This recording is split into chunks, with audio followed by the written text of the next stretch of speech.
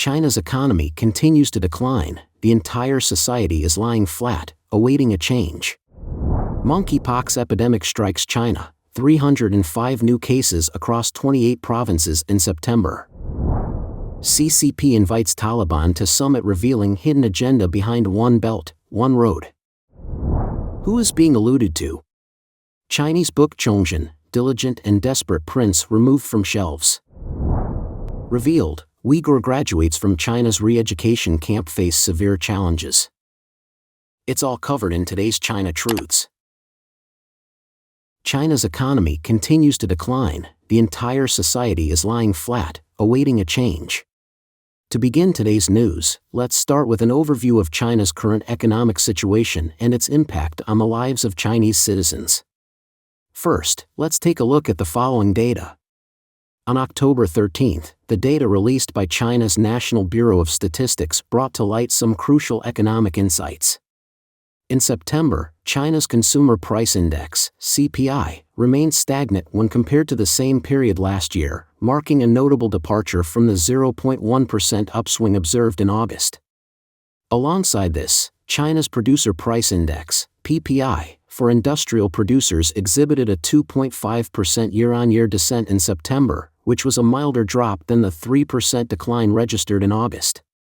In parallel to this economic data, findings from China's General Administration of Customs for the month of September unveiled a 6.2% year-on-year decrease in Chinese exports, while imports mirrored the same trend with a 6.2% year-on-year decline. Furthermore, the International Monetary Fund, IMF, made some notable adjustments to its predictions for China's economic growth rates on October 10, with details indicating around 5% in the current year and 4.2% in the following year. These figures signify a 0.2% and 0.3% reduction from the forecasts presented in July. The primary reasons underpinning this downward revision are the ongoing real estate crisis and the diminishing external demand. A report from the Wall Street Journal, dated October 16, draws attention to the lingering real estate crisis, which continues to cast a long shadow over China's economy. This situation has prompted concerns among global investors about the escalating likelihood of defaults by a major Chinese property developer. Despite a brief resurgence in consumer spending that people had eagerly anticipated after 3 years of pandemic control restrictions, this revival has proven to be short-lived. Adding to the challenges, the decreasing appetite for Chinese goods in overseas markets is anticipated to hinder economic growth for the remainder of the year. Notably, the report also highlights how authorities in several cities have responded to the real estate crisis by lifting restrictions on home purchases. In some instances, they have even permitted developers to offer substantial discounts in an effort to reduce unsold residential inventory. Nevertheless, economists widely believe that these measures are insufficient to instill confidence for a sustained economic recovery. Many consider confidence to be a crucial missing element in the process of economic rejuvenation. Meanwhile, the Chinese government's actions in addressing structural challenges have been minimal. According to Mr. Ding Shuang, the chief China economist at Standard Chartered Bank, there are hardly any signs of an upturn in confidence. It can indeed be asserted that the Chinese economy finds itself in a continued state of decline. All sectors of society are flying flat.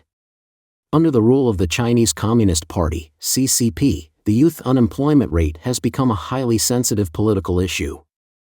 Since there are no viable political channels in China, the pressure on young people's livelihoods has increased in vain. Their only means of expressing discontent is through lying flat, embracing laziness, and adopting the four no's philosophy: no love, no marriage, no home buying, no child rearing. This lying flat trend has gained popularity among young people in mainland China and has even extended to the CCP's leadership. Following Xi Jinping's third term, the indolence and apathy of CCP officials have worsened, making collective lying flat an emerging political crisis. On October 16, Mr. Kai Shinkuan, a seasoned commentator and columnist, recounted a conversation with a friend in China about the current atmosphere. This insightful friend, well-versed in political matters, shared, "There is no greater sorrow than a dead heart." From the top to the bottom, most of the people who are slightly more awake have chosen to lie flat. There is no enthusiasm, no pursuit.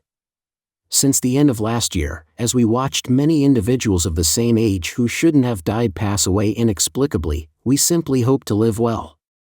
We hope to see how long this farce will continue and how it will ultimately end. He believes that no matter what tactics are employed, this farce cannot go on any longer. Within the system, people are more fearful, and more than that, they watch coldly. Even if political slogans are shouted loudly, many believe it's just self-deception, except for the brainless little pinks, referring to staunch CCP supporters. Several netizens responded, saying, "Why lie flat? We've lost hope, so let them lose hope." That, in itself, is hope. Exactly, most people in our circles and fellow online friends share this mindset. People inside the system who are awake can't voice their thoughts. That sense of powerlessness can only lead to people lying flat. During the pandemic, in almost every city where there was a possibility of Xi Jinping stepping down, when people are grappling with basic needs, they will rise in protest. Lying flat is also a philosophy of resistance, a silent form of protest. It's only when public grievances accumulate to a certain extent that they can have an explosive effect. This is a typical sign before the storm. Some also commented, "To lie flat, you need to be able to lie flat." Many people are driven to the brink by their mortgage debt. How can they lie flat? Various real estate companies are collapsing, foreign businesses are leaving, and there's overwork everywhere. This is compounded by the intensified stability maintenance, with political factors taking precedence. It feels like the country is like a train speeding through darkness, and the brakes have failed at a critical moment. The future is uncertain. The best course of action is to leave this troubled land as soon as possible. Monkeypox epidemic strikes China, 305 new cases across 28 provinces in September. The monkeypox outbreak continues to spread in China, with hundreds of new cases reported across the country. On October 16, the Chinese Center for Disease Control and Prevention, CDC, announced that 305 new cases of monkeypox were detected in September in the mainland, involving 28 provinces and cities. Beijing recorded the largest number of monkeypox cases, with 42 confirmed patients, followed by Guangdong with 40 cases, and Zhejiang with 38 cases. There were 32 cases in Jiangsu, 16 cases in Guangxi, 13 cases in Sichuan, 12 cases each in Chongqing and Hubei, 11 cases each in Liaoning and Hunan, and 9 cases each in Shaanxi and Shandong. New cases of monkeypox were also detected in Shanghai, Tianjin, and other provinces, but no severe cases or deaths were reported. In previous months, the CDC data shows that 501 cases of monkeypox were reported in mainland China in August, 491 cases in July, and 106 new cases in June. In combination, a total of 1,403 monkeypox cases have been reported across China since June 2023. China's National Health Commission reported its first imported case of monkeypox in September 2022, and a local monkeypox outbreak began in June 2023. Since then, the cases of monkeypox have increased and spread in Beijing and other provinces in China. It is worth mentioning that due to the opacity of China's official data, the outside world often believes that the real number is much larger than the government's data. The monkeypox outbreak shows several characteristics. 99% of the cases are male, 92.9% of the cases clearly involve men who have sex with men. The risk of transmission through other contact methods is low. The clinical manifestations of the vast majority of cases include fever, herpes, swollen lymph nodes, and other symptoms. According to the guidelines for the diagnosis and treatment of monkeypox issued by the Chinese CDC, the incubation period of monkeypox is 5 to 21 days, with most cases having an incubation period of 6 to 13 days. Chills and fever appear in the early stage of the disease, and the body temperature is usually above 38.5 degrees Celsius, which may be accompanied by symptoms such as headache, drowsiness, fatigue, back pain, and myalgia. The rash appears 1 to 3 days after the onset of the disease, usually starting on the face and gradually spreading to other parts of the body, leaving dents and pigmentation. CCP invites Taliban to summit revealing hidden agenda behind One Belt, One Road. The Taliban spokesperson has recently revealed significant information, stating that China has extended an invitation to their regime to attend the Belt and Road Summit scheduled for October 17 and 18 in Beijing. This invitation marks one of the highest-level gatherings they've been included in, considering that no government has officially recognized the Taliban regime. In more detail, Mr. Agizi, the acting Minister of Industry and Commerce for the Taliban, will serve as the representative for the Taliban at the summit. Their discussions will encompass various investment projects, including the development of the Walking Corridor. The Walking Corridor is a narrow strip of territory within Afghanistan's Badakhshan province that extends eastward, connecting Afghanistan to Xinjiang, China. Regarding this matter, Mr. Lan Shu, a well-known media personality and commentator on current affairs, explained that the CCP's invitation doesn't come as a surprise. He stated, "In reality, terrorist groups like the Taliban, Hamas, Hezbollah, and others have long had their senior military personnel trained in China by the People's Liberation Army. Therefore, when the Taliban assumed control of Afghanistan, the CCP immediately expressed public support because this relationship had never been severed." Associate Professor Sun Guoxiang from Taiwan's Nanhua University elaborated, "In the midst of its competition with the United States, the Chinese Communist Party has been actively drawing in regimes that violate democratic principles or human rights to participate in various collaborations within the framework of its Belt and Road Initiative. Particularly in this context, the collaboration concerning the Walking Corridor between China and Tajikistan underscores the political motivations underpinning China's Belt and Road Initiative." According to Mr. Sun, the Walking Corridor route directly leads to China, which may not fit the conventional perception of a connectivity route. The essence of the Belt and Road Initiative has evolved, emphasizing connectivity between authoritarian states. This implies that when other authoritarian states face pressure from Western countries, they should align with the CCP and consider this regime their leader. Who is being alluded to? Chinese book Chongzhen, Diligent and Desperate Prince removed from shelves. In September this year, a book titled Chongzhen, The Diligent Emperor of a Fallen Nation gained attention on mainland China's Weibo platform. Users shared the book's cover and introduction while subtly drawing connections to Xi Jinping. The book's cover features a noose tightly wound around the character, Chong, in Chongzhen, accompanied by the repeated phrase, "A series of wrong steps, the more diligent governance, the closer to national ruin." It goes on to detail Emperor Chongzhen's actions, seeking to enrich the nation, but misappropriating funds for personal use, depleting the military budget, aiming to strengthen the military, but imposing extra taxes, causing hardship for the people, attempting to resolve party conflicts, but displaying bias and trust, exacerbating disputes among courtiers, striving to use people cautiously, but being overly suspicious and changeable, ultimately leading to the wrongful execution of Yuan.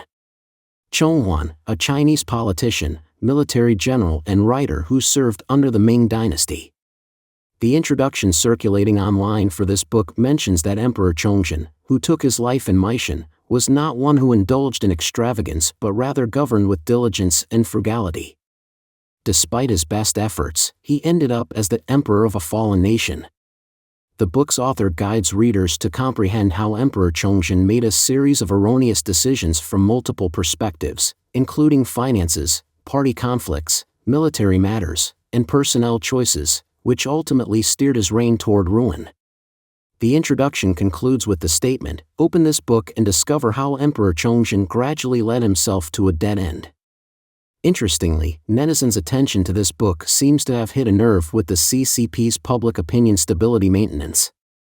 On October 16, a notice to pull down this book was leaked online, stating that the book was being withdrawn from circulation due to supposed printing issues. The notice instructed major websites, Xinhua Bookstore, and private distributors to promptly remove the book from sale and facilitate returns. At the same time, Weibo blog posts introducing the book have been subject to censorship. It also disappeared from Dangdang, the primary e-commerce platform for book sales in China, and JD.com. On the Weibo social media platform, there's a surge of comments discussing the book's disappearance. Some individuals are commenting, "It appears that some people are fearful and experiencing guilt, or the more they talk about it, the more it resembles someone, and it appears that even sensitive subjects are becoming even more sensitive." Revealed, Uyghur graduates from China's Reeducation Camp face severe challenges. A top expert on the Chinese government's policies in the Xinjiang region has revealed that the Uyghurs and other Muslim minorities have been dealing with great challenges even after they are allowed to leave the re-education camps. Newsweek, citing the latest report from German anthropologist Adrian Zenz, reported that China's re-education camp graduates in Xinjiang continue to face hardship when they return to normal society: low wages, overtime work shifts, restricted freedom of movement, and never-ending surveillance and ethnic profiling. In the case of one Uyghur woman who eventually managed to escape China, a simple shopping trip meant walking past facial recognition-equipped cameras, tripping alarms, and resulting in a police interrogation. Adrian Zenz is an anthropologist whose past work shed light on the internment of some 1 million people in Xinjiang camps between 2017 and 2019. According to Newsweek, his new report reveals that the Chinese Communist government has combined re-education with forced labor, seeking to erase the cultural identities of Uyghurs and other Muslim minorities. China's re-education camps are part of the medicine prescribed by the government to treat the splitism after a number of terrorist attacks. A lot of the Uyghur minorities were reportedly detained and became victims of extreme neglect, torture, and rape. According to the report, China has long used penal labor as a means of controlling dissidents and minority groups, but the rise of vocational skills education and training centers is a departure from the reform through labor championed by the late leader Mao Zedong after the Chinese Communist Party controlled the country. Today, the reform and labor components are kept largely separate, with detainees first placed in skills classes before being trained for a job. They are finally moved to a long-term labor placement under the watchful eye of the authorities. Those who fail to accept these job opportunities would be met with punishment. The Chinese government's focus has shifted from keeping the Uyghur detainees out of the public eye to integrating them into the broader society. However, Zenz said that the main aim is still political. The government also hopes to reap some economic gains as well. Studies indicate the government's focus on training yields more highly productive workers. Many of them would be put to work for private companies far from the training centers. Zenz added this greater economic sustainability, afforded by higher profitability, is designed to overcome non-Han resistance to ideological and ethnocultural assimilation and integration into the social order led by the Chinese Communist Party and dominated by Han Chinese culture. Yet, those put through this program face many challenges when allowed to return to society as mentioned above. Along with the Chinese government's practice of separating families and putting Uyghur children in Mandarin Chinese-only boarding schools, these policies are consistent with its dividing and conquering of organic Uyghur communities. In a statement on October 13, Washington, D.C.-based advocacy group Campaign for Uyghurs said, "Through this program and multiple other means, the Chinese government is erasing the Uyghur culture and way of life, all while making a profit." According to Newsweek, U.S. Congress took action on forced labor in 2021 by passing the Uyghur Forced Labor Prevention Act. The legislation has cracked down on products tainted by forced labor. Between June 2022 and April 2023, U.S. federal officials seized almost $1 billion worth of goods with suspected links to forced labor. The Outlaw Ocean Project last week released a report detailing forced Uyghur labor in the hard-to-trace supply chain for seafood, much of which ends up in the U.S. In May, anthropologist Adrian Zenz also released a report which shed light on the systemic forced labor in the cotton fields of Xinjiang.